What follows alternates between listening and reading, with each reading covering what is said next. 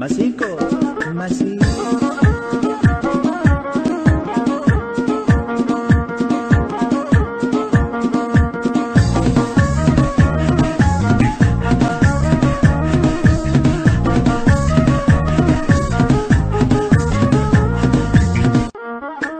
Masico, Masico.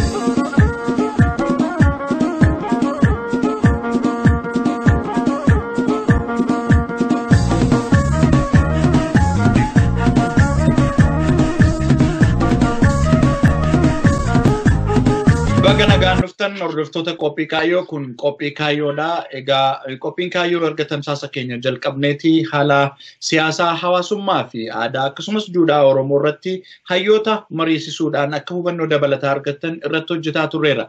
Bu'uuruma kanaan guyyaa har'aa kana mariiwwan adda addaa hawaasni Oromoo addunyaa geggeessaa jiran keessaati gumii Oromiyaa addunyaa kan jedhamu ijaaramuusaaf akkasumas immoo marii qopheessuudhaaf qophaa'aa jiraachuu isaanii sabquunnamtii adda addaa akkasumas sabaa himaalee adda addaa irratti marsareetti adda irratti maxxanee argineerra. Dhimma kana ilaalchisee egaa guyyaa har'aa warra kana qindeessan keessaa namoota lama keessummaa godhadhee dhiyaadheera. Qophii kana kan isin geggeessu Arraajii Guddataa ogeessa teeknikaa keenya Nuuree Sabaa wajjin turtii gaarii isiniin jedha. Egaa akkuma armaan dura jenne tamsaasi kallattii keenya Kamlaamsi kallattii qophii kaayyoo karaa toora ONN'tiin biyya keenya Oromiyaa akkasumas gaanfa Afrikaa fi giddu galeessa bahaaraatti kan tamsa'u ta'uusaa asumarraan isinii ibsa. Egaa anaa dhufu keessummoota ani har'a guyyaa irraa qabadhee dhiyaadhee lamaan isaaniiyyuu Oromoo biratti waan baay'ee beekamaniif isaan beeksisuu waan na barbaachisu jedhee hin yaadu. Kallattii dhumaan gara marii keenyaatti seennaa obbo Jamaal Ibraahimii fi obbo Abdul Jaliil Abdallaa Minisootaarraa koreewwan gumii Oromiyaa addunyaa qopheessan keessaadha. Anaa dhufu baga nagaan gara qophii keenyaatti dhuftan. Baga nagaan isinillee nu affeertan fayyaa dee'a. Ayyee isinillee baga nagaan jiraattan baga nu affeertanis hojii keessan jajjabaattanii hojjechuudhaaf illee galatamaa isiniin jenna isin dinqisiifannas. Galatooma egaa ulfaadhaa dubbiin isin lamaanuu gaazexeessota ana dura waan baay'ee jalqabdan waan ta'eef egaa xiqqoo isiniin har'a anatu gaafata na rakkisuu danda'a ta'a mee walumaan itti seenna. Hangafarraan jalqaba akkuma tilmaametti mee obbo Abdul Jaliil isirraan eegala. Egaa akkuma galma irratti ibse mariin keenya guyyaa har'aa waa'ee ijaaramuu gumii Oromiyaa addunyaati. Mee dhimmoota itti deemaa jirtan utuu hin kaasiin dura bu'uurarraa haa jalqabnu namoonni akka hubannoo argataniif. Gumiin Oromiyaa addunyaa kun maaliif hundaa'e? Maali kaayyoonsaa? Haga ammaatti maal hojjettanitti kan jedhu gabaabsaa nuu kaasaati obbo Jamaalis itti ida'anii marii keenya bu'uuraatti seenna. Ayyee galatoomi obbo Raajii asitti illee nu affeertee waan kanarraa nu gaafachuu keetiif akkuma namni hedduun beekutti bara lamaan dabre kana qabsoon ilmaan Oromoodhaa biyya keessatti geggeessaa turan waa hedduudhaaf keessaa qabdi. Sanumaa wajjinis miidhaa garaagaraa keessaa qaba. Kanii waan guddaa meeqaa meeqa hojjetanii jiran miidhaan adda addaatis nama keenyarra gahee ture. Namni ala jiru kunis sababni ittiin biyya alaa tana baheelleen gar tokkoon qabsoodha. Namni irra caalaansaa sababa qabsoodhaatiin biyya alaa tana bahe eega bahee boodallee hedduudhaatu asirraa tattaafachaa jira.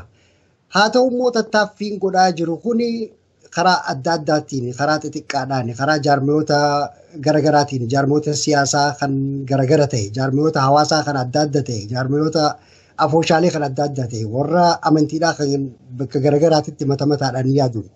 Wanni haga har'aan tanaa godhaa jiran kun gaarii ta'ee osoo jiru gayaadhaa miti. Bara dheengaddaas osoo ka'eessan keessatti silaa akkanumatti lafatti qabamnee hin hafnu ture gargaaruudhaan nurra ture. Akka gaariitti gargaaruudhaan nurra ture. Qabeenyaan gargaaruudhaatu Oromoo biyya alaa tanarra ture. Akkasumatti illee beekumsaan gargaaruudhaatu irra ture. Fi yaadaan illee cinaa dhaabbachuudhaatu irra ture. Haa ta'u immoo sababa jaarmeyaan afooshaadhaan hawaasaan garagara jirruun humna jabduu ta'uu hin dandeenye. Sanirraa ka'aniiti bakka hedduutti namni hedduun mari'achuu jalqabe. Bakka hedduudhatti mariin tuni osoo gaggeeffamtuuti jaarmoonni garagaraa kan kophaatti gartee marii gaggeessaa ture kun ifiifillee walitti haasa'uu jalqabe. Warri akka Maccaatuu Lamaafaan, warri akka miseensota osaafaa keessa jiranii, warri jaarmiyoota hawaasaa keessa jiranii, warri amantiidhaa, warra miidiyaallee dabalatee anilleen bakka yeroo warra miidiyaadhaa afeeranittiin itti dhaqe jechuudha. Suutaan osoo ja'anii bakka hedduu dhaqqabanii jiran. Barbaachisummaan isaa harka qullaa uummata akkallee waan lubbuu qabduun gargaaruu dadhabuu sani. Akkas ta'uun nurra hin jiru fuulduraa fi kanaaf jecha wayyeessuu qabnaata jettu. Duba kaayoon isaa maali yoonaan jette egaa wal mari'ataniin booda egaa jaarmiyoonni kun cuftuu wal mari'ataniin booda kaayoon isaa Oromoo jidduutti konsensasa waan tokko ka jiddugalaa jechuudha.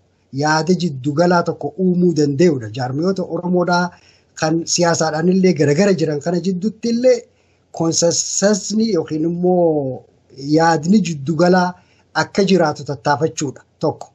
Kan lammeessaadhaa yeroo gabaabaa keessatti ilmaan Oromoodhaa biyya keessatti dila san lafee isaanii caccabsanii dhiiga isaanii facaasanii jiruun isaanii akka jabatti baddee waan jirtu isaan san gargaaruu danda'udha. Qabeenyaan, humnaan, dandeettiidhaan, beekumsaan kan kana fakkaateen gargaaruu danda'udha. Yeroo dheeraadhaatti immoo kaayoon isaa qabsoo uummanni Oromoo bilisummaadhaaf godhu matuma isiidhaatu kaappaasitii ilmaan Oromoodhaa ol guddisuudhaan akka gaariitti cinaa dhaabbachuu danda'udha. Namni biyya alaa jiru kun warra biyyaa saniif waa kafaluu danda'uu qaba. Warra biyyaa saniitu nama keenya ka biyyaatiitu akkaan asiin duratti illee bakka biraatti illee jirutti isaaniitu nu dhale. Isaaniitu nu guddise. Isaaniitu afaan kana nu kenne. Rakkoon isaanirra geesse, madaan isaanirra geesse hundinuu madaa teenya. Tanaafuu hamma dandeettii teenyaatitti waan kana haala asiin dura waan xiqqoon godhaa turre kana jijjiiruu barbaanne. Kanaafi konsensasa san yookiin immoo haala jiddugaleessaa san uumuudhaaf ammoo humnoota jiran kana mara isaan hunda walitti finnee isaan keessaa instituushina tokko mana tokkicha bakka itti ilmaan Oromoodhaa mari'atanii waan irraa barbaachisu kana gaggeessan uumuudhaaf barbaanne. Jaarmaya haaraa mataadhaan mana namoota walitti guurreetii miti. Jaarmayoonni jiran hundinuu kabajaa guutuu qabaatanii haga sadarkaa afooshaa xiqqoo nama 5 qabduutti illee kabajaa guutuu qabaatanii warri jaarmiyoota poolitikaa ta'ellee kafedhe karaa fedhe adeemu waan jiddugaleessaa qabaachuu ni danda'e jennee waan amannuuf. Kabajaa guutuu kanneenii fi humna isaanii tana hundaa'uu walitti daballee waliin instituushina tokko mana tokkicha keessan mari'atanii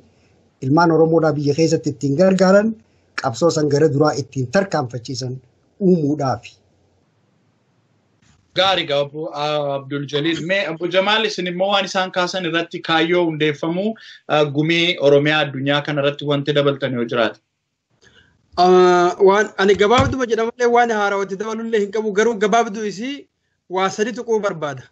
Wanni gumiin kun barbaachisee fi yoo xiqqaate waa sadii akka milkoofnuuf. Tokkoffaa hariiroo Oromoo jidduu jiru tasgabbeessuu nagaa uumuu Oromoo jidduutti jaarmaa bifa barbaadde keessa jiraadhu akka barbaaddetti gurmaahii jaarmayoonni Oromoo akka waliin hojjetan akka bakka takkatti waliin dhufan nuti ummata tokko ummata biyya tokko qabu ummata hireen isaa tokko taate. Kanaaf akka agartee nama biyya qabuutti akka nama mootummaa ofii qabuutti gumiin kun akka paarlaamaa Oromootti akka mana Oromoo marti keessatti uf argu akka ta'u kun Oromoo keessatti. Bu'aan isaa mootuyyuu walitti dhufiinsa kana qofaa miti. Jaarmoota miseensa gumii taha kanaafillee bu'aa qaba. Maaliif?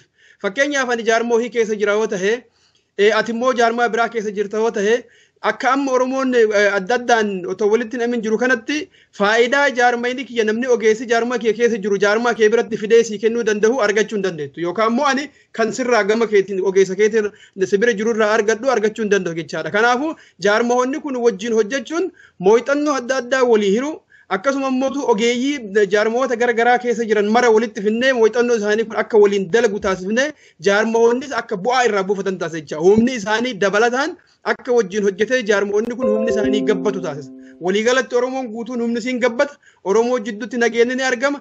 Jaarmoonni achi keessa jiranillee ammootu humni isaanii dabalaa deema jechaadha. Miseensota isaaniitiin alattis riisoorsii biraatti fayyadamuuf carraa argatu. Kabira Oromoon alatti. Oromoon alatti yeroo dubbannu hawaasa ollaa keenya jiru tahee hawaasa nurraa fagoo jiru tahee biyyoota keessa jiraannutti tahee afaan tokkoon dubbachuu qabnaadha. Yoo jaarmoonni dhibba jiraatanii dhibbanuu afaan adda addaa haasa'an tahee Oromoodhaaf rakkoodha. Kanaaf rakkoon lammaffaa kan nuuf furuu barbaannu Oromoo fi alagaa Oromoo fi nama Oromoon tahin jidduutti hariiroo jirtu tana tolchuudha. Sadaffaan akkuma jedhee jaarmoota sanniin jajjabeessuudha. Hundumti isaaniitu wal qixxaatanii akka wajjin deemanii of keessatti tasgabbii argachuu bu'aa jaarmoota dandeettii jaarmoota ol kaasu tokkummaa Oromoo akka inni lalisee uummata keenya biyya keessa jiru wajjin nu godhu. Rakkoon kun jaarraa 100 ol hoggansi Oromoodhaa gubbaa irraa walitti hidhamuun hanqachuun kun deemaa ture waan ta'eef jaarraa 1 ol deemaa ture kan rakkoo kana furuudha. Hundeedhaan rakkoo hoggansaa furuudha. Kanaaf irra guddinni yaadni kenna namoota dhuunfaa walitti finnee akkuma Jaliil jedhe jaarraa otoo hin tahin already wanni ijaarame ni jira.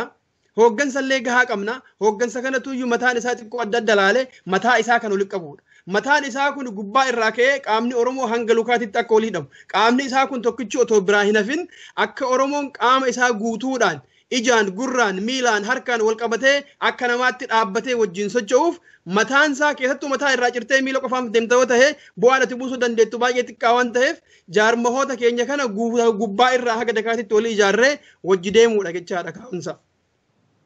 Gaarigaa amma mee wantani bu'uurarraa siin kaasee fi namoonni bu'uurri marii keenyaas namoonni Oromoon sagantaa kana hordofu hunduu akka bu'uurarraa oduu odeessa dabalataa fi hubannoo dabalataa argatuufidha. Kanaafin bu'uurarraa siin kaase. Meegaa keessattuu Oromoon yookiin sabni kamiyyuu marii adda addaa godhachuun isaa akka hawaasaatti bu'aa qaba. Qabsoo bilisummaa saba isaatiif Oromoo qofa miti saboonni biraas jechuudha. Oromoonis immoo keessaayyuu waggaa darbe keessa bifa dhaabbataatiin ogummaatiin namoonni hoggansi adda addaa walitti dhufeetu marii adda addaa geggeessaa tureera. Mee isin akka gumii Oromiyaa addunyaatti warri kana qindeessanii fi gumii kanarraa warri qooda fudhatanii dhaabboleen jiran jechuudha. Institutional jechuu barbaadeen warri kun eenyu faadhaa? Maaltu mariiwwan kan biroo sadarkaa Oromootti geggeeffamaa turerraa gumii Oromiyaa addunyaa kana adda isa godha jettanii yaaddu? Obbo Jaliil isinirraan jalqaba ammas. Tolee galatoomii. Marii asiin dura geggeeffamte tan sadarkaa tanatti geggeeffamte yoo kanii maqaa dhoynu taate bara 1991 dheena gaafa jaarmayoonni siyaasaa Oromoodhaa hammi tokko toora 5 natti fakkaata biyyatti wal ga'anii wal haasawan. Sanis haala hamaa mootummaan Tigreedhaa gaafa san keessatti irratti geggeessaa jirtu san jalaafaa if baasuudhaaf ta'a. Dhiibbaan alaa irra jira jechuun ni danda'ama. Mariin akkanaa tan biraa tan geggeeffamte bara 2000tti jaarmayoota siyaasaa qofaanii magaalaa Asmaraa biyya Eertiraatti geggeeffamte. Tokkummaa humnoota bilisummaa Oromiyaa jaama inni saniis gaafa sanis jaarmayoota siyaasaa qofaatu wal ga'e.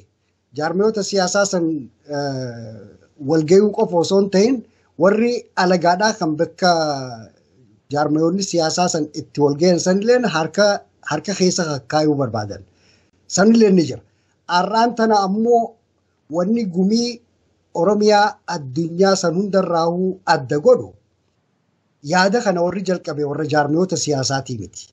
Yaadni kun civic organization irraa jalqabe. Warra miseensota osaafaa keessa jiran irraa jalqabe.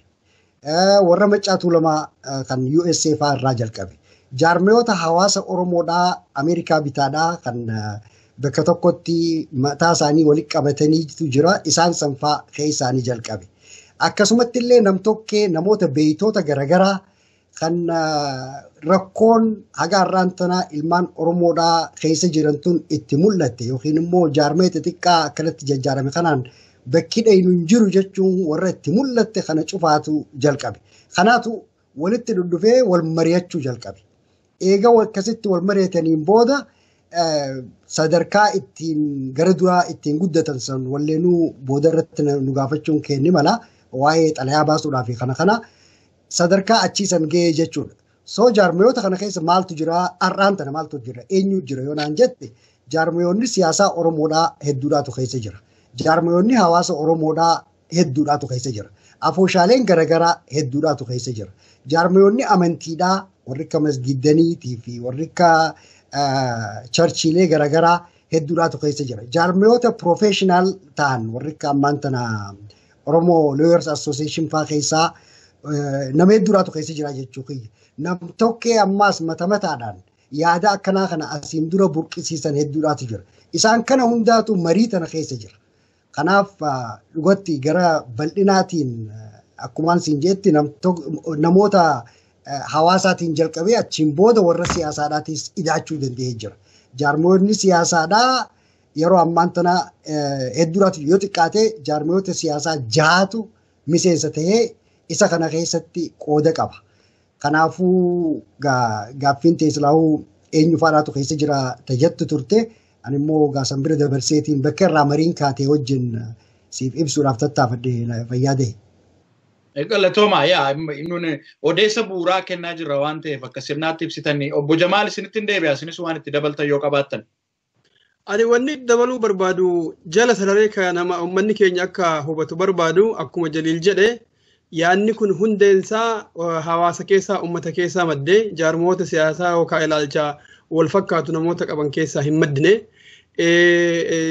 gaafa maddummoota iyyuu waan waliin jedhame jira. Irra guddinna hawaasni keenya kun qalbiinsaa jaarmoota siyaasaa hunda nu jalaa faca'anii jiru. Kanaafuu humni isaanii waan adda adda faca'ee fi kanallee jalan deemnu bifa jedhuun waan uummanni taa'e fakkaata. Rakkoo kana furuun daangaa malee barbaachisaadha jedhanii Oromoonni yeroo dheeraa wajjin maratan baay'ee jiru. So rakkoo kana furuudhaaf eessarraa haa eegallu yaanni jedhu yeroo ka'u dura waa hunda dura uummata keenya empower godhu humnessuu danda'uu qabnaa kan jedhu jechaadha. Uummata humnessuu danda'uun immoo maalinni warra bifa siviikiin ijaaramee jiru kana hundumayyuu bifa walitti fidanii wajjin mari'achisaniin isarratti haa dalagnuu yaanni jedhu dhufe jechaadha. Otoo adeemnu erga warri siviikiidhaan bifa siviikiin jiru wajjin mari'atee maal gochuu barbaannaa garam deemuu barbaannaa yoo garam deemni gaariidha jedhee yaada wajjin mari'atee erga deemeen booda egaa humna uummataa jajjabeessuu waan jedhurraa kan ka'e yaanni jaarmoota siyaasaatiif ilaalcha siyaasaa namoota adda addaa qabanii haa dabaluu kan jedhu dhufe maalirraa dhufe inni kun immoo warri jaarmoota siyaasaa Oromoo keessatti hirmaataa jiran namoonni yeroo dheeraadhaaf uummata keenya tajaajiluudhaaf yookaan hoogganuudhaaf tattaafataa jiran kuni hanga ammaa hojjetanitti uummatuma keenya fayyaduudhaaf deeman malee yakkamtootaa miti. Balleessaa qabaatan jenneetiin of keessaa namoota ari'uun nurra jiruu miti. Nama immoo uummata keenyaaf guyyaa takkallee taatu miidhamee nama uummata keenyaaf akka tokko argitee beela bulee yookaan ammoo qorra keessa bulee yookaan rakkate akka nama yakkamaatitti dhimma hawaasaa hin hojjanna jennu kana keessaa baasuun of keessaa ari'uun qajeela hin ta'u. Kanaafuyyuu warri siviikii hawaasa uummata hin jajjabeessina haa jennu malee jaras immoo as keessa akka nama yakkamtootatti keessaa baasuun qajeelaa miti bakka bu'oota daddabalatanii isaan hundumtuu akka hirmaatan kan jedhu irratti booda irratti warrummaan hawaasa irraa dhufe warri civic organizationii keessaa dhufe kun fedhii ufiitiin jaarmoota siyaasaallee yoo ofitti dabalanne gaariidha humni hawaasa keenyaa caalatti jabaataa deema malee hin laafu kan jedhu dhufe. So kanaaf yeroo baay'ee amma kanaan faallaa wanni nuti dhageenyu maalinni otoo dhugaan kana tahee jiru akka waan jaarmoota siyaasaa keessaa gareen tokkichi qofti waan kana duubaan jiru ka oofuu fa'aa dhageenya jechaadha. In fact initiationu jaarmoota siyaasaa keessaa waan hin maddiniif dubbiin tun jaarmooma tokkichaanuu walitti hidhamtu soba jechaadha. Easily. So wanni nuti barbaanne maalinni humni hawaasaa jabaate humni hawaasaa jabaan kun jaarmoota siyaasaatiif humna tahuu akka danda'u. Akka jaarmoota siyaasaa bira dhaabbatee wal gargaaranii jaarmoonni siyaasaas humna uummataa kanatti fayyadamuu danda'an. Qaamni lamaanuu akka sirriitti wajjin hojjetu akkuma duratti jedhee mataa irraa cirree miila qofaan deemuu hin dandeenyu. Yookaan ammoo miila irraa cirree mataa qofaan deemuu hin dandeenyu. Qaamni Oromoo guutuun bakka takkatti waliin argamuun barbaachisaadha dirqama. Keessattuu immoo wanni mataa kun jaarraa tokko oliif waan amma durallee akka malee rakkisaa tureef nuti warri siviikii kun waan kan hin jajjabeessine yeroo jennu matootii warra ta'an. Wanni kun ammallee jira sana qaba. Matootii warri ta'an sadarkaa afooshaatitti illee du'aa jireenya keessatti illee haa ta'u nam lamas haa ta'u nam sadi haa ta'u uummataaf tajaajila kennaa jiru. Tajaajila isaan kennan kana tokkicheeyyuu ka xiqqeessu hin jiru. Jarri kun hundumti isaaniitu hooggana. Kanaaf hooggansa Oromoo mataan isaa walitti qabamee walitti dhufee gurmuun kun ka waliin murtii kennu akka ta'u. Fakkeenyaaf murtii akkamii kenna? Haa jennuuti magaalaa Minisootaa keessatti yeroo ammaatitti hiriira waamuu barbaanna haa jennu. Jaarmoonni kun hundumtuu jaarmaa siyaasaatiirraa, jaarmaa waldaa hawaasa Oromootiirraa, waldaa dubartootaa irraa, masjiida keessaa, charchii keessaa, barattoota keessaa, dargaggoo keessaa qaamni waan kana hoogganu yoo jiraate hiriira guyyaa har'aa hin waamna yoo jenne hundumti isaaniitu hooggantoonni bakka takkaa waan jiraniif yoo murtii san murteessan uummata hiriiratti waamuun akka malee laafaadha. hawaasatu waamee jedhee masjidni jalaan callisu yookaan immoo masjida waamee jedhee charchiin hin callisu warri siyaasaatti waamee jedhee hawaasni jalaan callisu murtiin dabartu kun wajjin dabarti waan ta'eef hundumti isaaniitu miseensa ofii wajjin sochoosu hundumti isaaniitu hawaasa wajjin deemu murtii tana wajjin hojiirra oolchachaadha kan dabalataa kanaa wajjin diinaggeedha haa jennu fakkeenyaati diinagdee uummata keenyaaf walitti funaannee uummata gargaaruu barbaanne yoo ta'e hooggantoonni kun martinuu bakka takkaatti murtii kana murteessan waan ta'eef yeroo mallaqni kun uummata biratti ergamullee waliin murteessu gurmuu kanatu funaanee nyaatee mallaqni kun alatti hafe wanni jedhu hin dhabama jechaadha ammatti yeroo ammaa kanaatti waan humni adda addaa jiruuf yoo amma qaamni tokko mallaqa guure jarri beeyta mallaqa namarraa guuranii nyaachuu malee uummata keenya gargaaraa hin jiranii jedha hamiin tuni baduu ka dandeettu yoo kam gaafa hooggansi Oromoo martinuu bakka takkaatti waliin dhufee mallaqa diinagdee sanillee uummata irraa guuree uummataaf tajaajila kennuu irratti illee wajjin murteesse hamii fi gungummiin akkanaa sunillee ni baddi jechaadha. Hamii fi gungummii akkanaa kana balleessinee jireenyi hawaasa Oromoo nagaaf tasgabbii irratti kan hirkate tahee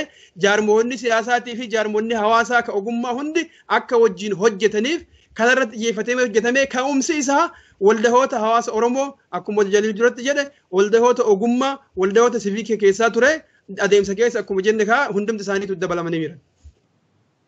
Gaariga mee hordoftoota qophii kaayyoo marii nu geggeessaa jirru waa'ee hundeeffamuu gumii Oromiyaa addunyaa laalchisee qindeessitoota gumii kanaa keessaati obbo Abdul Jalil Abdallaaf akkasumas Jamaal Ibrahim wajjin marii geggeessaa jirra amma xumura sagantaa keenyaatti akka nu wajjin turtan affeerraa keenya. Egaa mee isinuu tuttaniittu obbo Jamaal kaasaniiru mee dhugaa jirtu kana jettanii kaastanii komiiwwan jiranii akka ifa ta'aniif kaasuu barbaada. Innis maa inni dhaaba siyaasaa tokkotti maxxansuutu jira gumii kana jechuudha. Isin immoo dhaabileen siyaasaa hedduutu wal wajjin jira akka jedhu kaastaniittu. Mee akka ifa ta'uu fi dhaabileen siyaasaa isin waliin qooda fudhatan eenyu faadha akka jedhu otuu maqaan tuqxanii gaariidha jedhee yaada. Akka dhaabilee siyaasaa gara ja'aatu wal wajjin jira jettanii isarratti obbo Abdul Jalil akka yaada dabalataa kennitani yoo jiraate yookiin yoo maqaan beekte kaan immoo mariiwwan adda addaa irratti isinuu kaastaniitu kaan armaan dura geggeeffamaa ture dhaaba siyaasaa qofaanidha kaka'umsisaa ka fudhatame kan irraa qooda fudhates dhaaba siyaasaa qofadhaadha. Qabsoo bilisummaa saba tokkoo keessatti immoo taatota baay'eetu jiru hawaasummaanis warri siyaasaas ummanni akka ogummaatti kurfaa'ee jirus saallis dargaggeessi wanta adda addaan immoo qooda qabu.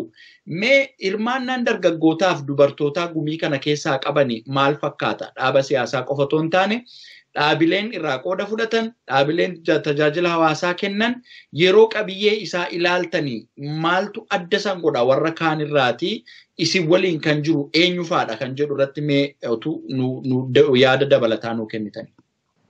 Ayyee galatoomii waa'ee dhaaboota siyaasaadhaa tokko tokkoon yoo siif himuudhaaf tattaafadhee garii yoon irraanfadhe illee dhiifama. Kallacha walabummaa Oromiyaa fidoo adda bilisummaa Oromoo obbo Galaasaa Dilboon hoogganamu. Adda bilisummaa Oromoo obbo Daawud Ibsaan hoogganamu. Warra miseensa adda bilisummaa Oromoo jedhee kan duraan obbo Galaasaa Dilboodhaatii wajjin faa turanii ammoo yeroo ammaatti akkuma miseensa jaanii qophatti kan warra ijaaramee jira. Isaan sanilleen osoo naafin warri ODF-dha gaa hedduudha dhugaattiin siin jaa. Warri maanta maqaa nurratti maxxansuudhaaf tattaafatan kun warra booda dhufe ta duraatiif. Warra boodatti eegara jarri biraa hundinuu seenanii miseensa ta'anii yaada isaanii xalayaa irratti illee akka gaariitti hirmaatanii xalayaa irratti yaada isaanii gumaachaniin booda ture warri maanta maqaan itti dhawamu kun kan dhufani. Bakka tanatti wanni akka gaariitti namuma fedheefuu ifa galuu qabu. Jaarmayni tokko kan hawaasaa yookiin immoo afooshaan takka yookiin immoo warri masgida tokko bulchu yookiin immoo warri charchii tokko bulchu hundi isaaniitu nama lama qofa qaban. Walqixa. Jaarmaya kanaatu guddaadha, kanaatu xiqqaadha, kanaatu siyaasaan deeme, kanaatu afooshaadha tokko olitti hin laalle. Mara isaaniitu ija walqixaatiin nama lama qabaataniiti waan kana keessaa qooda fudhatan. Sanbirallee dabree namtakkee dandeettii akka gaariitti qabu hawaan kana gara duraatti harkaanfachiise jennee yaadnu yookiin nuutu afeera yookiin ammoo kan abbichinuu dhageefa maaliin waan kana isin cinaa dhaabbadde jee nutti dhiyaate hedduudhaa jira akka biraatti hedduudhaa jira. Gariin yaada babal'aadhaa wajjin nutti dhufe. Gariin innumaatumaa'uu waanuma silaa nuti ni goona jennu tanumaa'uu guutuu siidhaa sagantaa guutuu fa'aa qabateeti dhufe. San hunda wal awwaasuudhaaf yeroo dheeraadhaaf fudhatame. Toora dubbii xalayaadhaa jalqabuun toora bara deengaddaa walleenuu Oktoobar achifaa dura akka biraatti turaadha. Mariin isiidhaa immoo waan bara tokko ol deemaa bahe. Osoo deemuuti hamma akka gaariitti mari'atamuu yaadni isaa san tokkolleen xalayaa irra hin kaayamne. Hamma guruuppiileen garaagaraatu hundinuu qooda irraa fudhattee yaada ifiif gumaachuu dandeessu gumaachitutti xalayaa irra wanni kaayame tokkolleen hin turre jechuudha. Yaadota nama hundaa, yaadota guruuppiilee hundaa, yaadota jaarmiyoota adda addaa san hunda irraa brainstorm godhuudhaan walitti qabuudhaan xalayaan adda addaa tan barbaachiftu, tan dalagaa tanaan barbaachiftu martinuu bahaa dhufte. San achuma irratti hin dhiisa. Tan jaarmiyoota tan dubartiidhaatii fi tan warra dargaggeeyyiidha. Dargaggeeyyii hamma danda'amutti dargaggeeyyiin gariin kanneen ammaan tana masgiida keessa jiranii jiran. Dargaggeeyyiin akka barattoota Oromoodhaa kan naannoo yuunivarsiitii jiraniitu jira. Bakka hedduudha jira yuunivarsiitiilee garaagaraa keessatti fa'aa ijaaranii jiran. Tokko tokko maqaa dha'uun akka biraatti nama dhibuu ni danda'a. Akkasumatti illee dubartiin sadarkaa addunyaatti warra ijaaramee jira. Akkasumatti illee afooshaalee garaagaraatu jira. Magaalaa tana keessaahuu toora 14-15 kana tarmata akka keessatti lakkaa'uun ni danda'ama. Maqaan isaanii xiqqoo na dhiba warra akka caayaa jannataa fa'aadha. Warra akka jam'aatul kheer fa'aa jedhanii maqaa adda addaa qaban jechuudha. Warra akkasii san hundaatu keessaa qooda qabaa jechuudhaan barbaade. Har'aan tana keessatti qaamni Oromoodhaa kan ijaarame kan wanna kana keessaa qooda hin qabaatin ni takkata. Ammallee taanaan ammoo toora ji'a tokkoo taa'e guyyaa ijaaramu saniin duratti illee if naquu akka gaariitti danda'an. Nama isaanii nama lama jennu san qooda fudhachiisuu akka gaariitti danda'an. Karaan akka gaariitti banaadhaaf. Eega ijaaramee boodallee sanuma karaan banaadhaaf. Karaan kun karaa cufamuu miti.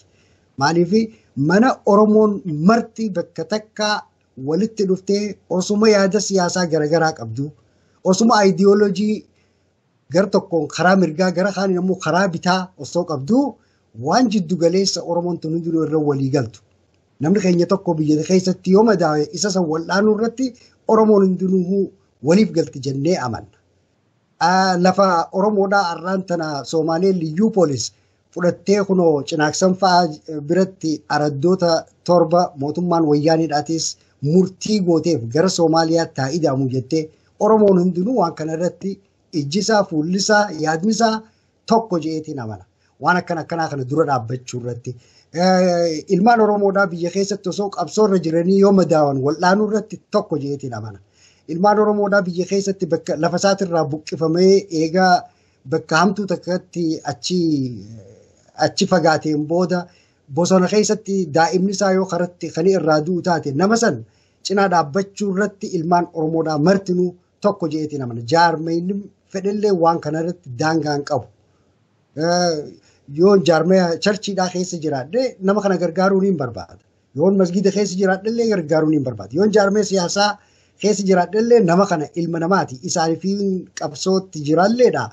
Kanaafuu gargaaruu ni barbaada. Kanaafuu waan konsensasa jennuun kun waan gartee isa kana hundaafuu jiddugala ta'ee lafa kaayuudhaaf mana tokkicha isaan kun hundinuu keessatti mari'atanii qabsoo uummanni Oromoo bilisummaadhaaf gaggeessu tana cinaadhaan dhaabbatan san uumuudhaaf danda'uudha.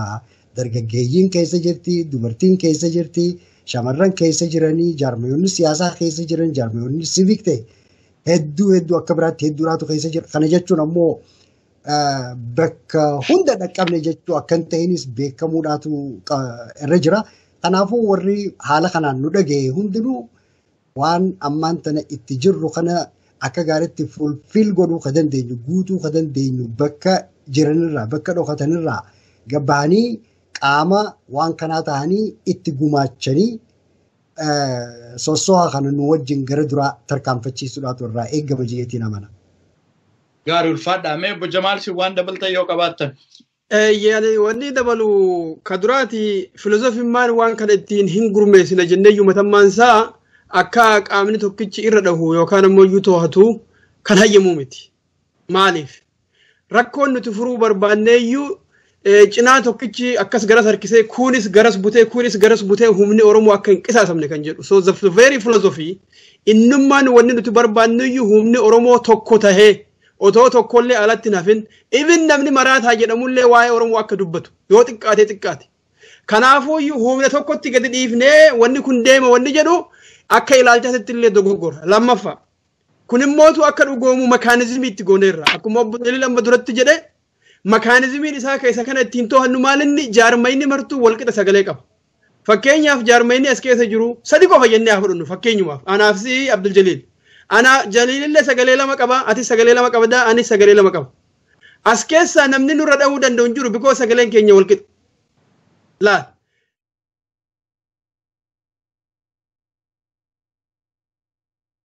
Yoo dhibba jaha namoonni kun yoo ta'an 598 jaarmoota biraati.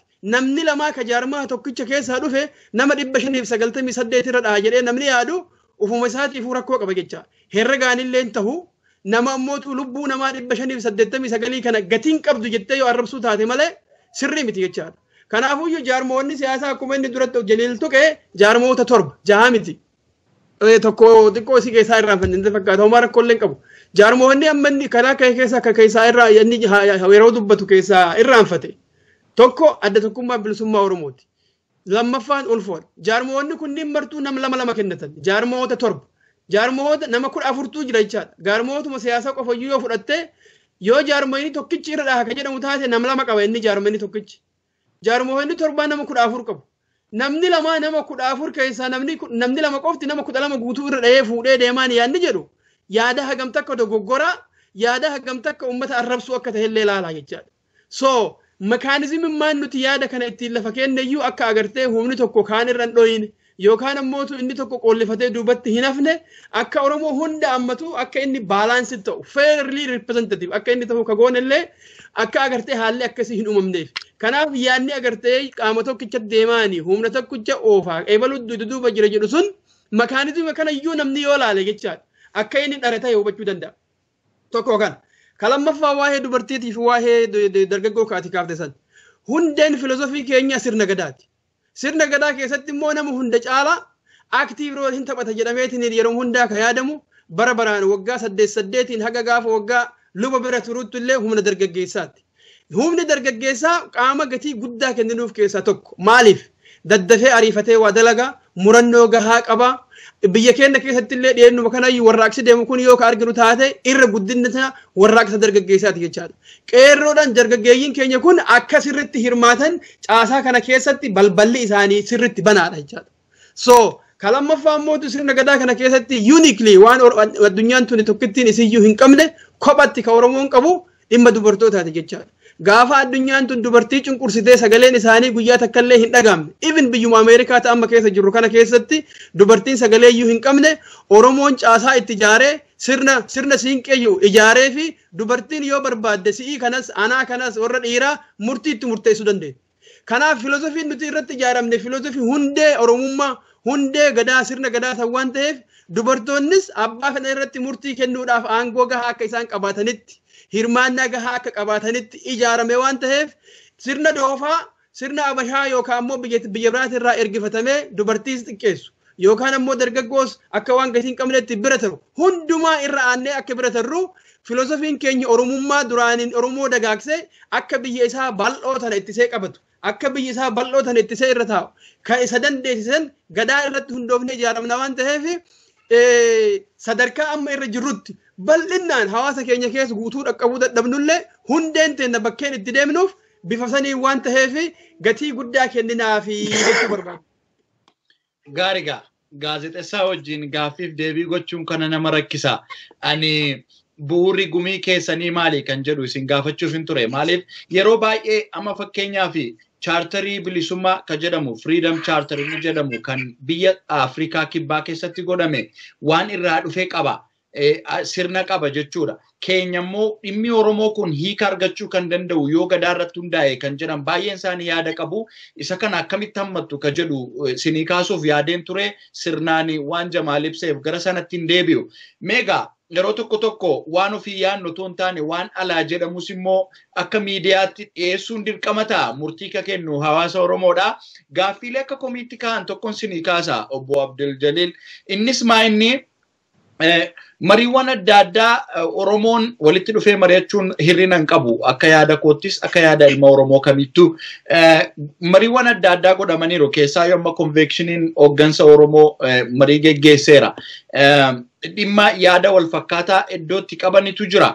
Isaan kana wajjin walitti dhufanii hojjechuun Oromoodhaaf bu'aa qaba. Wantoonni saba himaalee adda addaa irratti tatamsa'an tokko ni jiru turan. Warra marii akkanaa geggeessu kana wajjin walitti dhufanii hojjechuu irratti gumii qindeessitoonni gumii kanaa akkamitti ilaaltu? Galatoomi.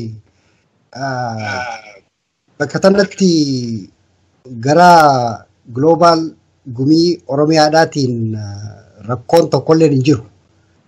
Miseensonni warra OLC yookiin immoo Oromoo Leadership Council warra ijaaranii miseensonni isaanii jaarmaa kanaaf hagaan beekutti jaarmaa kana keessa turanii asumarraa Atlantaallee dhaqanii achitti walgeessan gaggeessanii kanaafuu achiin booda immoo gartee walitti dhufuu dadhabbii irraa manguddoon illee itti godhamtee jirti miseensa manguddoodhaatii miti kanaaf jecha yookiin immoo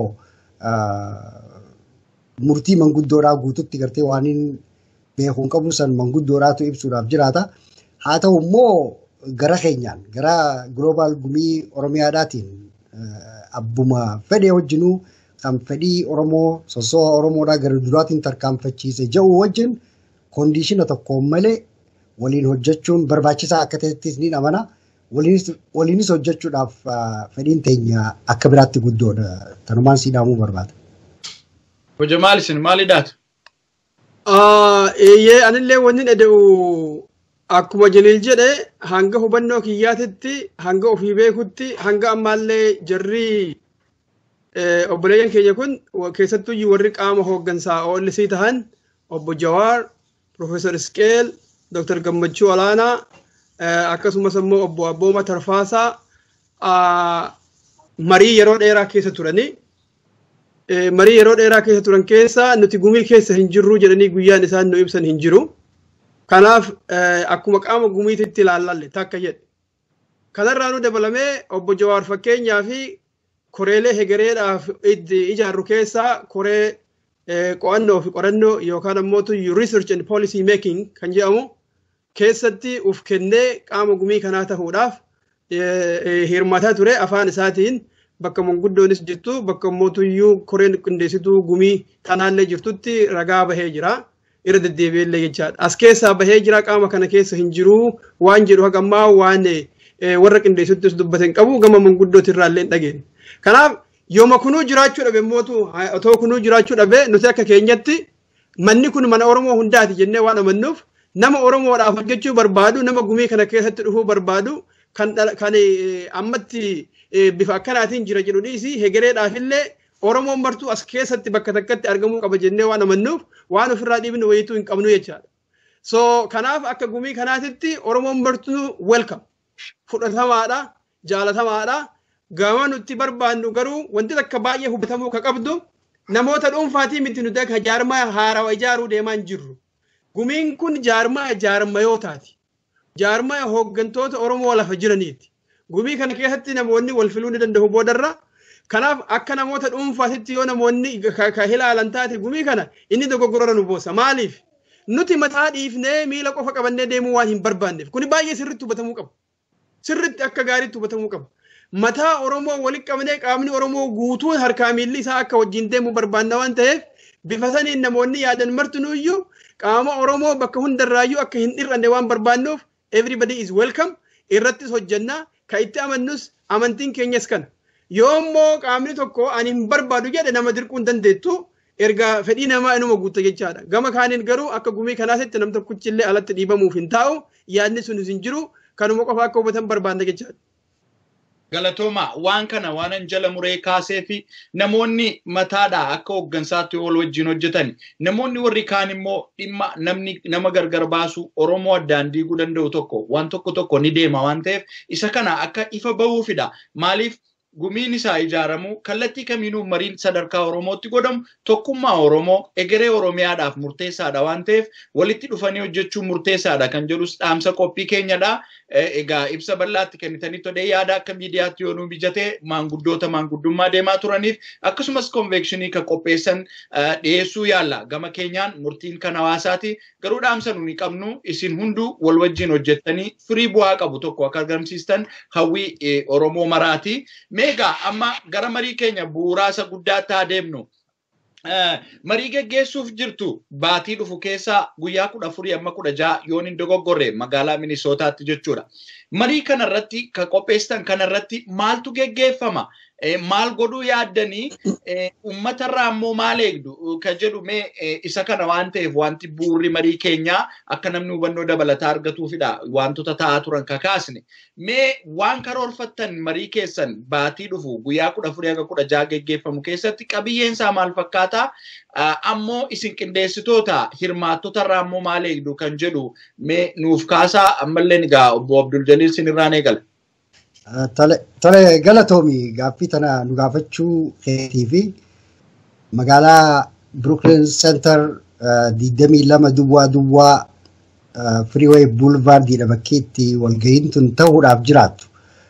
Brooklyn Center keessatti kanaafuu gaafa san dura bakka uummatarraa waan eeggamuuniin jalqaba. Inni sanis maali? Jaarmiyoonni akkuma asiin dura miseensa itti ta'anitti namoota isaanii lama isaanii san osoo hambifne ifiifillee miseensonni isaanii dhufanii akka irraa qooda fudhatan barbaanna. Nam tokkeen mataadhaan jiru kan qabsoo uummanni Oromoodhaa bilisummaadhaaf biyya keessa godhurraa quuqama qabdan martinuu akka irraa qooda fudhatan dhuftanii akka irraa qooda fudhatan barbaanna. Maaliif murtiin achi kennamtu? Haasawnichi gaggeeffamu hundinuu booda irratti nu hundaan waan tuquuf jecha. Ammaan tana gara waan achitti gaggeeffamuutti achi dabra. Guyyaa duraa faaya Oromoodhaati kan garagaraatiitu agarsiifama.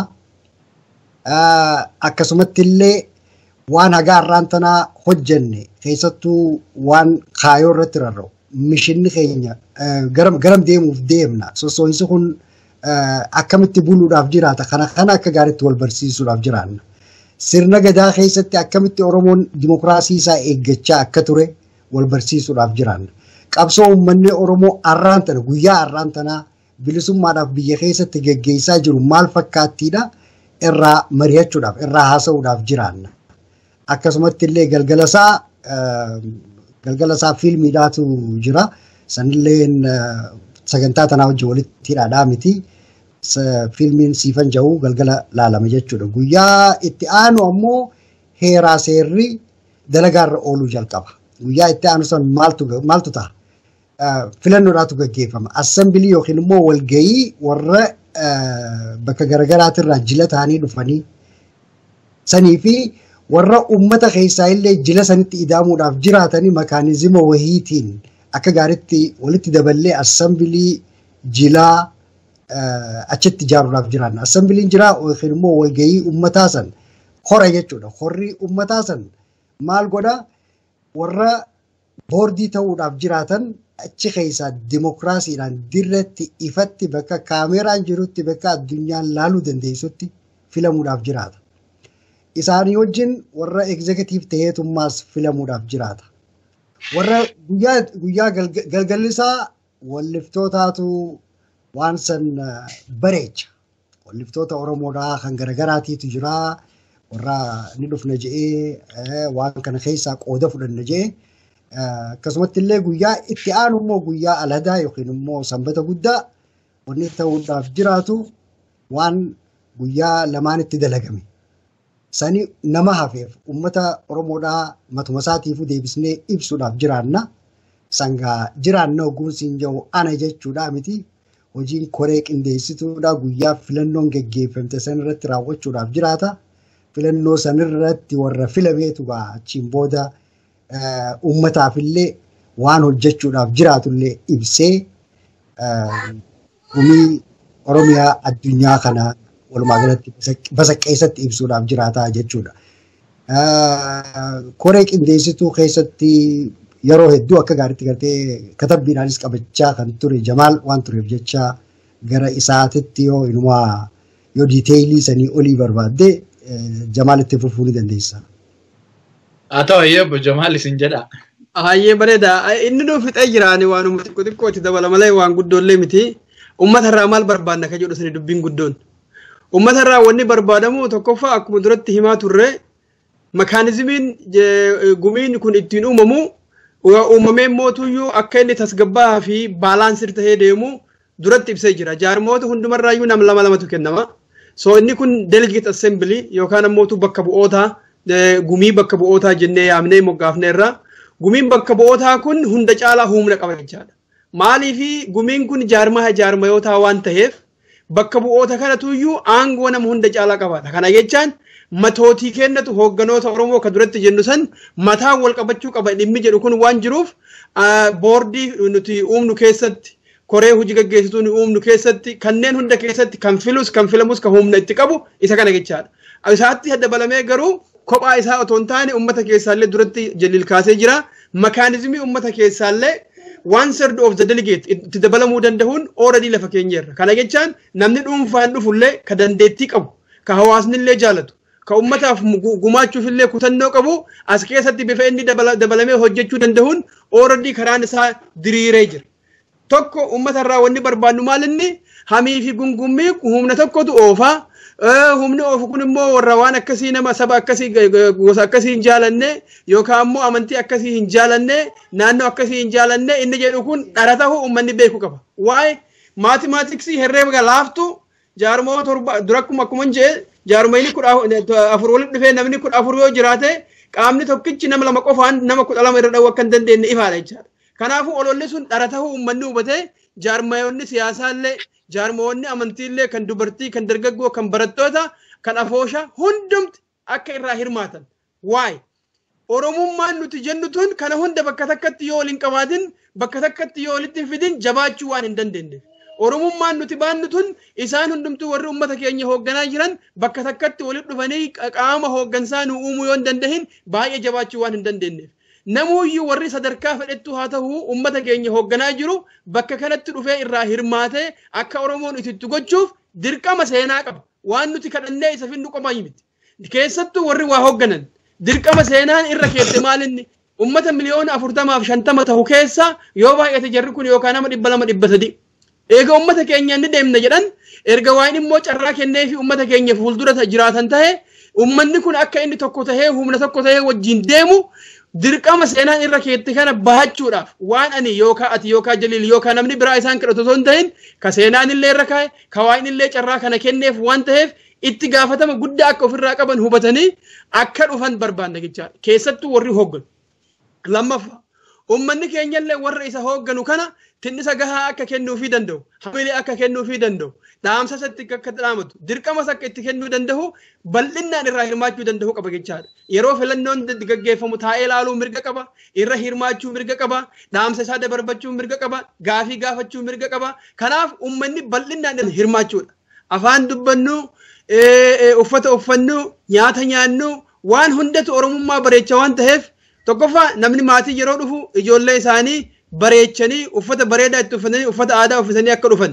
Dubartoonni keenya aadaa keenya keessatti irra guddinni uffata dubartiitu bareeda fakkaata. Kan dhiiraallee akkasuma bareeda warri dhiiraa narra laalinaati. Namni hundumtuuyyuu faaya Oromummaa faaya Oromoo uffatee akka inni dhufu barbaanne jechaadha. Maaliif guyyaa sadeenuu Oromoon akka walitti gammadu akka ofiin gammadu eeyyee bareedumni kun hundi ana akkana Oromoon akkana bareeda jedhee akka inni ofiin gammadu lammaffaa immoo warri namni biraa gaafa tokko dhaloonni keenya kun Oromoon achitti dhufin illee argee akka agartee waan kanarraa gammadu hawaasni mootuu namoonni biraa warra aadaa akka Oromoo hin qabne uummanni akkana bareedu kun uummata kame akka nuun jedhan nuti bareennee mul'achuu waan barbaannuuf wanni hojjennu marti akka inni bareedaa ta'uuf akka Oromummaa baay'ee calaqqisuuf hawaasni keenya bifa saniin qindaa'ee akka dhufu barbaanna jechaadha.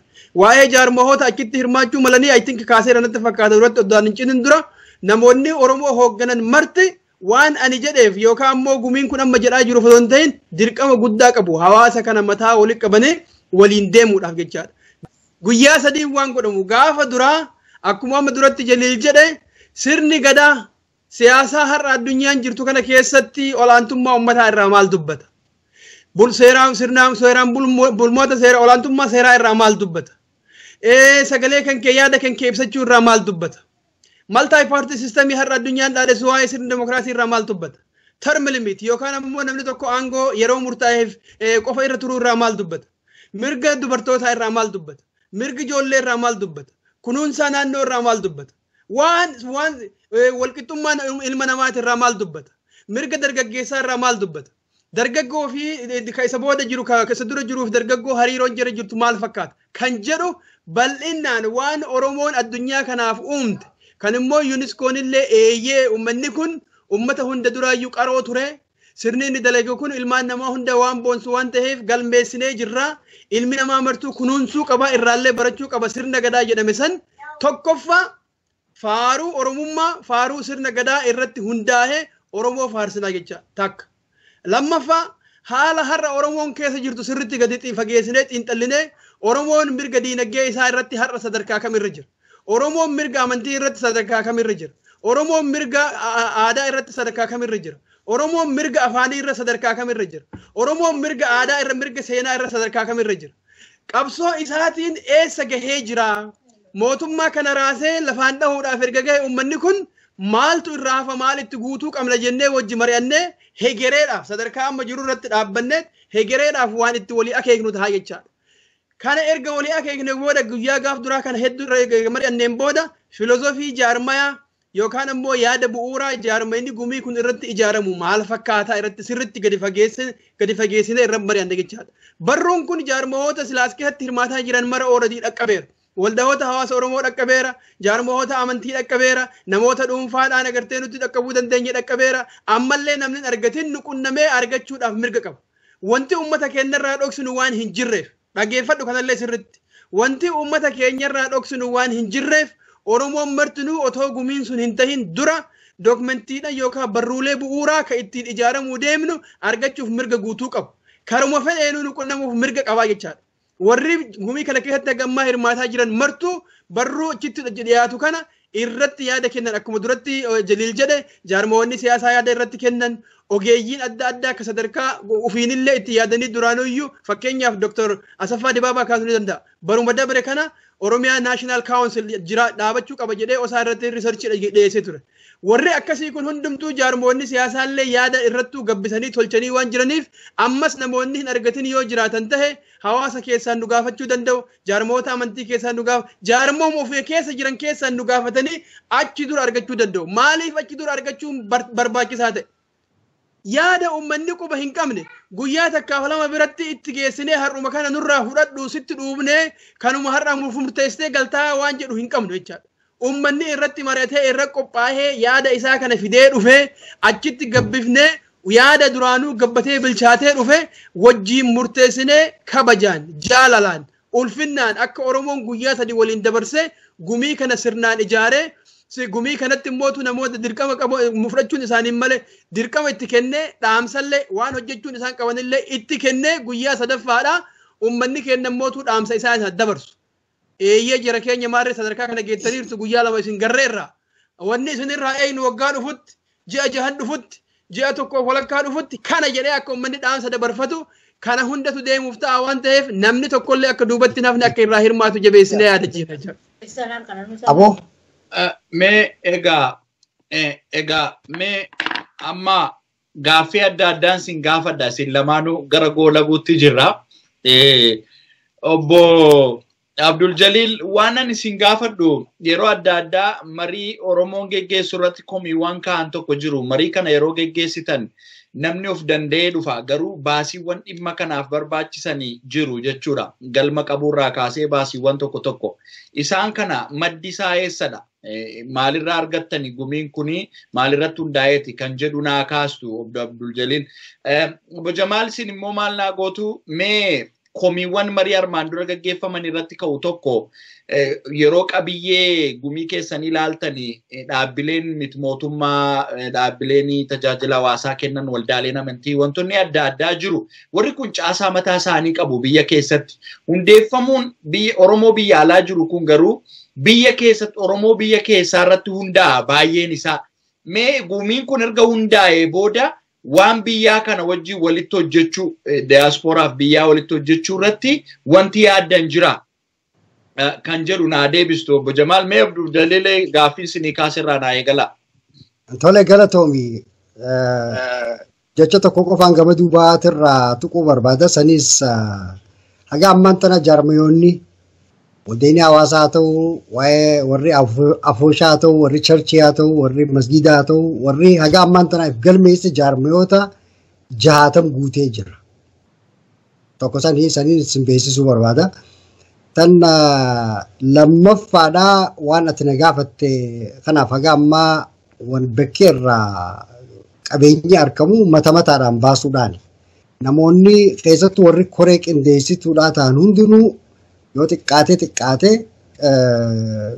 doolaara 100 akka kafalan yoo xiqqaate karra guddaadhaan immoo ka dandeettii qabu 500 olillee akka kafaluu danda'u ayyaanni kennameefiiti.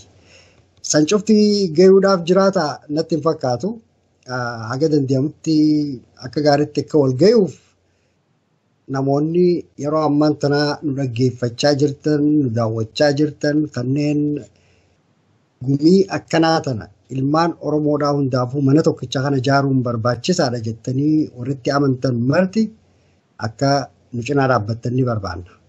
Qabeenyaan akka nu cinaa dhaabbattan ni barbaanna. Maaliif galma kireessuun maallaqaanii achi booda immoo carqiilee adda addaa tan shurraabban haa ta'u meeshaalee garaagaraa kan ittiin hojjennu sanilleen maallaqaanii namoota ammaas bakka garaagaraatirraa dandeettii fedhii waa hunda osoo qabanii ammoo dandeettii waa kafalliidhaa kan hin qabne jira kan gargaaruu barbaannu. Kan as fiduu irratti warra qooda silaa fudhachuu barbaadu haa ta'u immoo sababa qabeenyaatiin gama duubaa warra nurraa hafuudhaaf jiraatu. San hunda irrattuu nu gargaaruu danda'an namoonni garii kan dandeettii gaarii qabu inumaatumaa hoo namoota gariitirraa tikeeta irraa kafaluu ni danda'a jechuudha. Saniin bakka tanatti akka mul'atan godhuu ni danda'a. Walumaa galatti arjoominsi keessan akka biraatti barbaachisaadha jettuun qaba. Sanumaa wajjin bakkii komii armaan dura kaka'urraa wantoonni raawwataman ifa akka ta'aniif hin kaase murtiin hirmaannaatiin gootan dhiyeeffattanis daawwattoonni keenya toora kanaan ni dhaga'u jedhee yaada akka abdii guddaa sin qaba akka isaan deebii isinii kennan. Bareedaadha. Mee Obbo Jamaal gaa waan isinii kaaserraa mee diaasporaa kanaa gumiin kun ijaaramee waan biyyaa wajjin walitti hidhuu irratti wanti yaadame yoo jiraate.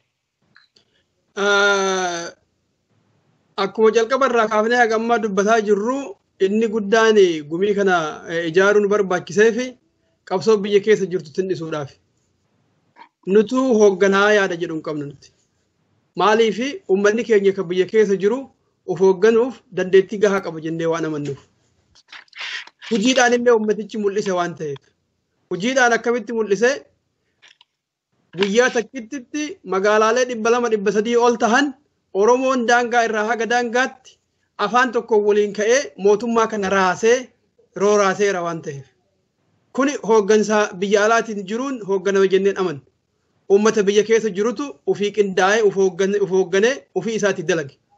Wanni uummanni biyya keenya keessa jiru hin qabne kan nuti bira dhaabannuu dandeenyutu jira. Maali inni fakkeenyaaf? Akka keenya biyya Oromaa waan hin jiraanneef sagalee isaa biyyoota ala Oromaatitti dhaggeessifachuudhaaf qaamaanillee as hin jiru. Namni as jiru sagalee isaa dhaggeessuu qaba jechaadha. So hojiin biyya alaatitti nu dalaynu dabalata qabsoo keessaati malee biyya keessaati malee bilisummaan filoosofikaalillee yaadaanillee jechaadha. Hojiidhaanillee biyya ormaatirraa akka shamiza yookaan ammoo akka kaalsii bitamtee galuu hin dandeessu. Kanaaf bilisummaan biyya alaatirraa dhufti jedhee nutis hin yaadnu uummanni biyya keessa jirus akka akkasii yaadus hin barbaadu. So namni tokko biyya alaa kanarraa hooggansa biyya keessaa jiruuf hoogganuu barbaada yoo kan taate dogoggoraadha. Maaliif? Hujimmaan qabsootu qaamaan bakka silaa qabsoon jiraachuun jirtu san jiraachuu barbaada waan ta'eef. So hojiin keenya kan biyya alaa qaama biyya jiru wajji kan walitti hidhamu tinnisaaf tokko sagalee isaa ta'uudhaaf. Lammaffaa immootuyyuu yaanni daangaan qabu. Fagoo haa jiraannu malee yaanni biyya tokko irraa biyya tokko gahee yaanni wal ummata deeggaruu danda'a. Kanaaf yaada ummata keenya jaaru, yaada ummata keenyaaf bu'aa qabu, yaada dandeettii biyya alaa jirtu kana waan daangaa hin qabneef as teettee qilleensaan akka amma jirtu kanatti ummanni keenya dhaga'uu danda'a waan ta'eef beekumsa gurguddaa oomishnee haga danda'ameen qabsoo biyya keessa jirtu saniif gumaacha godhu. Inni sadaffaa immootuyyuu Oromoon biyya alaa jiru kun bilisa waan ta'eef akka laayyootti walitti dhufuu danda'a, wajjiin mari'achuu danda'a, diinagdee isaa gumaachuu danda'a, akka bika biyya keessaa hin adamsamu, hin ajjeefamu, kan mana hidhaa keessa hin jiru. Biyya bilisa taane kana keessatti qabeenya qabnuun uummata keenya kan biyya keessa jiru san tinnisuu qabnaadha. Fakkeenyaaf namni biyya keenyatti amma akka malee tumamee madaa'aa yookaan rasaasaan dhahamaa mootummichi akka inni du'u waan barbaaduuf akka inni yaalamu hin ayyamuuf. Yoo inni diinagdee qabaatellee yoo mallaqa qabaatellee mana yaalaa akka hin seenne godha. Rasaasaan ajjeefte akka hin jedhamne nama tumee laaffisee akka lubbuun isaa baatu alaggatee biraa deema. Kun tinnisa barbaachisa jechaadha. Gargaarsa barbaachisa. Gargaarsi nuti goonu kun ammoo ifaan mootummatti himnee kun akkas goonee irra bakka akkasii ergina waan jennu hin qabu. So wajjin hojjenna biyya alaatiif biyya keessaa yeroo jennu hawaasa keenya akkanumatti saaxilleetiniin kunnoo ebaluun ergina jennee waan dubbannu akka hin qabnes namni hubachuu qaba natti fakkaata. Hawaasni keenya kan biyya keessa jiru tika nagaa isaatiifuu jecha gumiin kun haala qaroo taheen ummata keenya bira dhaabbata malee bakka akkasitti diinagdee akkasii ergineerra bakka akkasitti akkas gooneerra bakka akkasii qawwee binneerra waan jedhu kana akka nu gochuuf hin deemne namni hubachuu qaba. Tactically is wrong, technically is wrong. Waan hin deemsifne waan ta'eef yoo gaafiin akkasii ka gaafatamu ta'e this is an operational issue. Waan hojjettuu fi wanni dubbattu beeka adda addallee ta'a yeroo gargari. So we are operating. Nuti wayita hojii keenya hojjennu tika hawaasa keenyaa tika ummata keenyaa qalbii keessa kaahanneeti. Diina isarratti bobbaasuuf jennee waanuma hin ta'in waan hin godhin illee haasofnu. Yoo goonillee yoo kan hin goonillee ammoo ta'e afaanumaaf jenneef jecha ummata keenya irratti akka diinni duulutti hin dalaynu jechaadha. Kanaaf tika ummata keenyaallee qalbii guddaa keessa galchuudhaan waan namni biyya alaa hawaasa ummata biyya keessaaf hojjechuu danda'u hunda keessattuyyuu yeroo Oromoon mirga ofiitiif falmatuuf yeroo inni ulee qabatee harka qullaa qofa deemu kunniin ummata shororkeessaadha jedhee yeroo mootummaan sun maqaa balleessuu yaalu lakki Oromoon shororkeessaa miti. Jireenyi isaa in shororkeeffame humna waraanaatiin bulaa jira. Inni ummata nagahaati. Nagaha tahuu isaa mootu mallattoo argitee harka duwwaa jiraachuu isaatu kan argisiisaa jira. Kanaaf qabsoon Oromoo waan shororkeessummaa of keessaa hin qabdu jennee biyyoota bira keessa jiru keessatti falmannaaf jechaadha. Ogeeyyii gurguddaa ogeeyyii seeraa ogeeyyii international law beekan yookaan immoo seera addunyaa beekan seera naannawaa regional seera beekan ogeeyyii akkasii kana hunda walitti qabnee akka ummata keenyaaf falmatan yaadaan warra gurguddaa mootummaa kanaa wajjin intarastii qaban wajjin warra yoo inni agartee jaarmoota Oromoodhaa ebalu terroristiidha jedhee galmeessu warra didan. No Oromoon terroristii tahee sin beeku akeeka qabsoo isaatis miti hujii isaatis miti warra jedhee falmatu bifa saniin warra ummata keenyaaf falmatu sadarkaa addunyaatti ijaarraa. Ammoo qabsoo biyya keenyaati keessaatiif nutu hooggansa taha yaanni jedhu akka hin jirre namni hubachuu qaba. Hooggansi biyya keessaa marga, hooggansi biyya keessaa jiraata, hoogganuu ka qabullee isaa akkuma duratti jedhee bilisummaan kaalsii miti, shurraabii miti, shamizaa miti, biyya alaatii binnee mallaqallee otoo qabaanne kan namaa galchinuu miti, wareegamaan dhufti, isa immoo uummata biyyaatti harkaa qaba, inni uf hoogganee akka milkii fidu abdii guddoo qabna, nuti dabalata. At least biyya waan harkaa qabnu qabsoo saniif dabalata ta'uudhaa jecha hojiin keenya kana ta'a. Galatooma dhimma gumii addunyaa ilaalchisee wanti uummanni hubachuu qabu waan waliin caqasne jedhee yaada. Mee xumura irratti gabaabsaati ni goolabna marii keenya yaada xumuraa dhaamsa qabdan gabaabsaa nuu kaasaati achiin booda goolabne amma yoo rabbi jedhe immoo gumii keessan erga walgeessa godhate booddee walitti deebine gumiidhaa booda immoo waan itti milkaa'ameef waan milkaa'amin hafe wal wajjin marii geggeessina mee dhaamsa xumuraa obbo Abdul Jalil isiniif hin kennaati gabaabsaati dhaamsa xumuraa waan jettan yoo qabaattan. Tole galatoomi Raajii ayyaana kana nuu kennuu keetii fi daawwattoonni sagantaa teetii illeen wanni nurraa baruu isaanirra jiru nuti Oromoo jidduutti konsensasa yookiin immoo yaada jiddu galeessaa uumuu barbaanne. Yaada jiddu galeessaa kana uumuudhaaf immoo yaada jaarmiyoonni garaagaraa qaban. Kan hawaasonni Oromoodhaa qaban, kan warri siyaasaa qaban, kan warri amantiidhaa qaban. Kan warri biraatis warri jaarame nama tokko lama sadii irraa jalqabee haga nama kumaatamaan warri qabulleen yaada isaan qaban san cufaa walitti cumfineeti yaada jiddu galeessaa uumuu barbaanne. Saniitu har'aan tana keessatti sadarkaa xalayaatitti uumamee jira. Jaarmiyoonni har'aan tana qooda fudhatan sanis yaada san akka gaariitti jiddu gala ta'uusaa guututti amananii fudhatanii jiran. Kanaafuu akka kaayoodhaattis waan lamaa sadii tuttuquun ni danda'ama. Tokko konsensasa kana jenne kan lammeessaadhaa ilmaan Oromoodhaa yeroo gabaabaa tana keessatti rakkoo irra ga'e irraa cinaa dhaabbachuu danda'u. Qabsoo uummanni Oromoodhaa bilisummaadhaaf godhu ammarraa jalqabee akka kan duraan gargaaraa turanillee osuma jiru ammarraa jalqabee haala qindaa'een gargaaruu danda'udha. Kana irratti immoo humna namaa qabeenya dandeettii hundaatu barbaachisa. Hamma tokko san hundaa walitti qabachuu dandeenya jirra.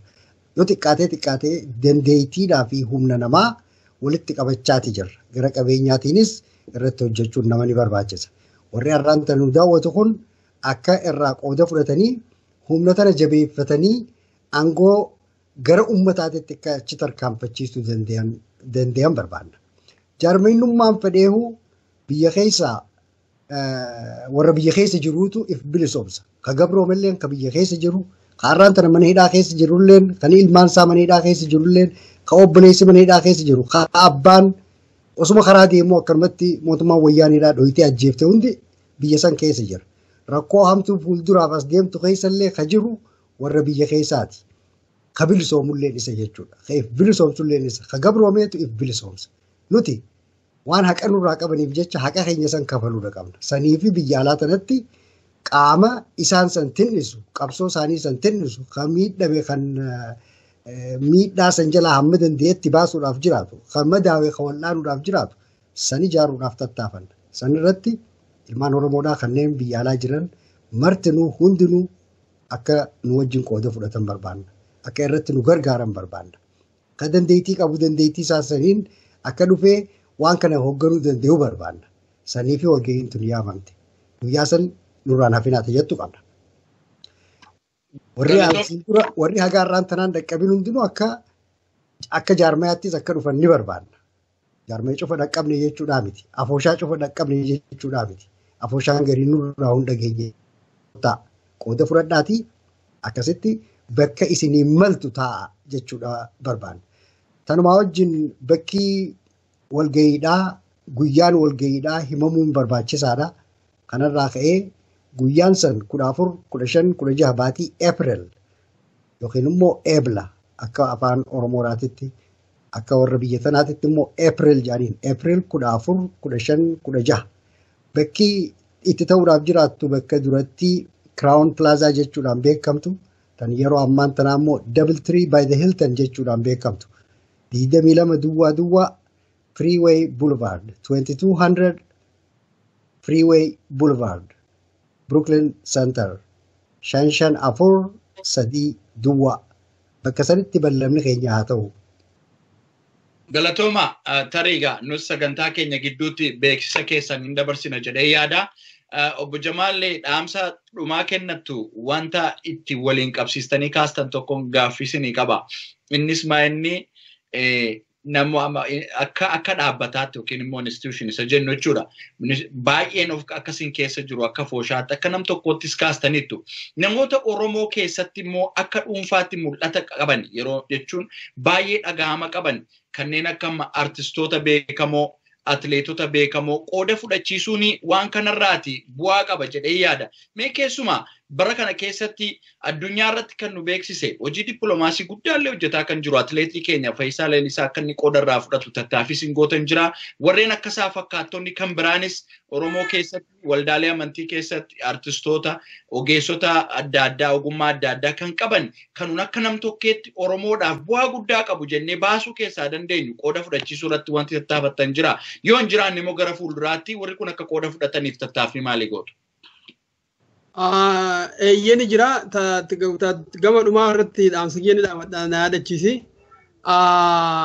Ta duraati wallistoonni hedduun ka dhiyeenya kanallee biyyaa dhufan warri duraanillee as jiran guyyaa kana anas na laalaa nu affeerree qofa otoo hin ta'in guyyaan kun anas na laalaa isin warra yaadicha kana burqisiisatan haa ta'an malee yaadni kun yaada kiyyaa kanaaf bu'aa takka malee otoo diinagdee wasiin irraa hin barbaanne biyyaallee dhufee amma saantibii otoo hin qabne bakka sanitti dhufee hirmaachuu barbaada jedhanii warri of kennan artistoota baay'ee jiru takka isaanillee galatoomaa jennaan. Lammaffaa immoo warra biyyoota alaa keessa ture naannawa kanas kan jiran naannawa kanaan alas kan jiran maallaqallee isinirraa hin barbaannu watakkallee isinirraa hin barbaannu dhimmi kun dhimma Oromummaa waan ta'eef hojii keenya waggaadhaan dabre kana guutuu keessatti bakka agartee hanqinni jiru hundattuyyuu hawaasa keenya kakaasuudhaan qabsoon akka hin dhaabne yeroo hundaa godhaa turre ammas kanarratti illee dabalamnee dhufnee ummata keenya kakaafnee hin bareechifne jedhanii warri of kennan baay'ee jira. Yoo xiqqaate nama 12-13 ga'uunatti fakkaata. Egaa kana hojii keessa I think flyers waan akkasii kunis ni maxxana ni dhufa jechaadha. So waan nu affeerreef otoo hin tahin hojiin kun hojii keenya jedhanii fedhii isaaniitiin ofii nu qunnamanii eeyyee waan kana dhufnee hojjenna warri jedhan artistoonni baay'ee jiru galatoomaa jennaan. Artistoota immoo hanga ammaa nun qunnamin akka carraa tahee immoo nutis qunnamuu yaallee ka telefoonaa fi sababa adda addaatinillee dhaamsaanillee argachuu hin danda'in ka dhaamsillee dhiifameef yookaan immoo dhaamsillee otoo hanqateenii jiraatu yoo ka jiraate taate hundumti keessanuu jaalalaaf kabajaadhaan qabsoo isin bara dheeraaf godhaa turtan kana baay'ee waan jaalannuuf waan dhaggeeffannuuf walleelee keessan hundaa ka qabsoo koottaa kuni bakka keessanii waltajjii keessanii irraa hirmaadhaa jennaan jechaadha. Namoota gammaan dhageen carraan argataniif. Warri dhageettanii mootuu yaada duraan qalbii keessaa qabdan kan wanni kun agartee tooftaa olola sobaatiin waan kana ka oofaa jiru gurmuu kana gurmuusanii jedhanii shankisanillee akka dhugaan tahiin argitanii hubattanii akka dhuftan irra deddeebinee isin yaadachiifna jechaadha. Kuni gama warra artistootaatiin. Gama warra ispoortii keessaa waan gaarii kaafte. Waggoota 25 of duuba deemnee yoo laalle addunyaa kana keessatti namni addunyaa kana mo'aa jiru dhiiraaf dubartiin illee eenyu jennee of gaafanne Oromoodha. Long distance irratti. Maaraatoonii Oromoon mo'a, 10,000 Oromoon mo'a, 5,000 Oromoon mo'a, 2,000 Oromoon mo'a, 3,000 Oromoon mo'a, 5,500 Oromoon mo'a. For 25 years consecutively reekardii addunyaa namni ispoortiin harkaa qabu addunyaa kana irratti Oromoodha. Garuu hoo dandeettii keenya kana hanga amma itti fayyadamnee Oromummaa ittiin calaqqisiifnee hin beeknu. Yeroo duraatiif Oromummaa maqaa ol kaasee dandeettii isaatiin eeyyee uummanni kiyya haala keessa jiraachuun isaan hin malle keessa jira. Ani immootu otoo uummanni kiyya sadarkaa kana keessa jiru maqaa qofa ittiin waamamuudhaaf dinagdee qofa ittiin argachuudhaaf mootummaa na cunqursu jala alaabaa isaa qabadhee maqaa isaan dhaadheessu jedhee namni goota caalu tahee mootummaa wayyaanee maqaa isii addunyaa irraa lafaa haqe tokko Fayyisaa Leellisaati. Fayyisaan ispoortota ijoollee Oromoo kan agartee ispoortiidhaan fiigan warra dubartoota haa ta'u warra dhiiraa warra waggaa 25 guutuu addunyaa dursaa jirtan martinuu Fayyisaa Leellisaa fuulduratti ilaalaa jedhaan asumaan dhaamsa dabarsaaf warra biraatiif. Lammaffaan mootuyyuu Fayyisaan goota keenya warra qawweellolee wajjin wal nuuqixa. Maaliif maqaa warra qawweellolee san ka ol kaasaa jiru tokko Fayyisaa Leellisaa waan ta'eef. Kanaafuyyuu kabajaan Fayyisaaf qabnu daangaa malee guddaadha. Akkasumas mootuyyuu he is a unifying figure. Why? Umrii dargaggeessaa keessa jira gurbaan kun ijoolleedha of kenneetiniin haasaa qalbii guutuun haasaa ummata keenya kana tasgabbeessee deemaani jaarmaa kana gaarmaa kani wanni jedhu waan hin jirreef fayyisaan keessummoota keenya kabajaa keessa tokkoffaa sadarkaa tarree duraa irra warra jiran keessaa tokko jechaadha. Kanaaf ummanni keenyallee akkuma gaafa inni magaalaa kana dhufe amma durallee itti simate har'a ammoo tuyyuu san caalaayyuu bifa gumiitiin isa simatee isallee warri isa fakkaatu ka akkasii gumaachaa jiran artistoota keenyallee simatanii bakka takkatti akka Oromoo waliin gammaddee wajjin ooltu. Even waggaa 25 ka amma dura otoo hin kabajitin nu jala dabraa jiru addunyaa irratti otoo tokkoffaa taanu guyyaa kanallee waggaa 25 kanallee itti yaadannu akka nu tahu namni marti akka argamu fayyisaanillee akka achitti nu argamu abdii guddaa amantaa guddaa qabnaa wajjinis haasahaa jirra innis nu dhufa jennee amanna. Kanaaf Oromoon martuu guyyaa kana wal bareechuu waan dura jiruuf akkanaaf kabiraa dhaamsi dhumaa kan dhaamachuu barbaadu maal sitti fakkaata? Wanni nuti hotattaafataa jirru Oromummaa tolchuudha. Gurmuu tokko ka siyaasaa jechuu ilaalcha siyaasaatiin yookaan amantii tokko yookaan akka gosa tokko yookaan naannawa tokko yookaan ammoo tuyyuu uma fedheenu waan Oromoon gargar namni jedhuun kana tokko faarsinee tokko cabsu tokko ol kaafnee tokko gad xiqqeessu miti hojiin keenya. Nu marti ilmaan saba tokkooti ilmaan abbaa tokkooti ilmaan haadha tokkooti. Akkuma hawaasa bal'aa kabiraa jidduu jiru garaagarummaan obboleeyyan jidduuyyuu ni jirti. Garaagarummaan kun ammoo miidhagina keenya malee hammeenya keenyaa miti kan jedhutti amanna nuti. Kanaafuu hundeen nuti irratti hojjennu maalinni Oromummaa waa hundaa ol taasifneeti jechaadha. Nama qawwee qabatee diinaan nutti as gargalee Oromoo ajjeesu kan tahin ka achirraa hafe marti ka Oromoo ajjeesaa jiru ka rakkoo qaba jechaadha. Maaliif Oromummaa ajjeesaa jira waan ta'eef. Nama qawwee qabatee Oromummaa hin ajjeefne achi namni martinuuyyuu ka Oromummaa jaalatu ka Oromummaa ofiitiin boonu bakka san dhufee akka Oromummaa wajjin faarfannu barbaanna. Akka Oromummaan waggaa 200 waggaa 300 booda yoo ani hin jirre gaafa ani hin jirre dhaloota kiyyaa waggaa 7 ilmaan 7-8tti eessa haa jiraatu fedha namni jedhee yaadu marti ka ofiin boonu ka saba ofii jaalatu ka biyya ofii jaalatu akka hin hafne akka Oromummaa isaa gaggabeessuuf dhufu waggaa kumaan booda Oromoon bakka kana akka jiraatu hawwa namni jedhee yaadu martu akka irraa hirmaatu asumaan jajjabeessee dhaamachuu barbaada. So maka ittiin masakamnu Oromummaadha jechaadha. It's not partisan politics. Namoonni hedduun karaa kanatti akka hin dogoggorre. Nuti paartii siyaasaa paartii oofaan jiru. Oromummaadhaan masakamna, Oromummaadhaaf dalagna, hundi keenya obboleeyyanii wajjin haa hojjennu. Kanaaf immoo akka walirraa nafne guyyaa 3 kootta wajjin gammanna wajjin hojjenna. Hegerellee bal'inni keenyas rakkoon keenyas waliin waan ta'eef waan barbaannu hiree keenya wajjin haa murteeffannu jenna. Kanuma gaadhaamsi jedhuma irratti. Galatoomaa gaa keessummoota koo obbo Abdul Jalilii fi obbo Jamal daawwattoota keenya marii keenya dhimma hundeeffamuu gumii Oromiyaa addunyaa laalchisee geggeessine asumarratti goolamna. Sagantaa kana kan isin geggeessaa turan Raajii Guddataa ogeessa teeknikaa keenya Nuuree Sabaa wajjin turtii gaarii isiniif hawwaa. Gidduutti rakkoo teeknikaa jiruun sagalee fi akkasumas fakkii gidduutti ciccitaa tureef maqaa qophii kanaatiin asumarraan durseen dhiifama isin gaafadha. Keessummoota koo amma sagantaa biraa walitti deebinutti naaf kolaa horaa bulaa. Galatoomi atilleen ayyaana kana nuuf kennitee waan global gumii Oromiyaa yookiin immoo gumii Oromiyaa addunyaadhaa waan isiin taate ilmaan Oromoodhaa kan nu daawwatuuf akka ibsinu nu godhuu keetiif hedduu fayyaadee'a. Hayyaan illee gama kiyyaan hojiitti haa bobbaanuun jedha. Hojiitti haa bobbaanu irra caalaa namni Oromoo ofii isaatii quba walirratti qabuu dhiisee hojiitti bobba'ee hojii irra bobbaanee waan nu boonsu waan ilmaan keenya boonsu waan dhaloota hegeree dhufu boonsu haa hojjennu hojii irratti haa bobbaanu quba walitti qabuun haa xiqqaatu. Isinillee asumaan immoo galatoomaa waan ummata keenya tokkoomsu waan ummata keenya wal gammachiisu Oromoo tahuun akka Oromoon gammadu wanni nu hojjennu marti ani Oromoo tahuu kiyyatti waan ati hojjetteen akka gammadu ati Oromoo tahuu keetti waan ani hojjedheen akka gammaddu akkasitti waa haa dalaynu dubbiin guddoon akkuma duratti jedhee Oromummaadha Oromummaa sana haa jabeessinu asirratti nu dhiyeessuu fi agartee akkuma Jaliil jedhe waan kana ibsuuf carraa nu kennuu keessaniif baay'ee galatoomaa isiniin jaa ulfaadhaa jiraadhaa egaa yeroo biraa haga walitti deebinutti fayyaa ta'a. Horaa bulaayyee. Ayyaa galatoomaa. Ayyaa nagaatti. Nagaatti. Masiko, Masiko.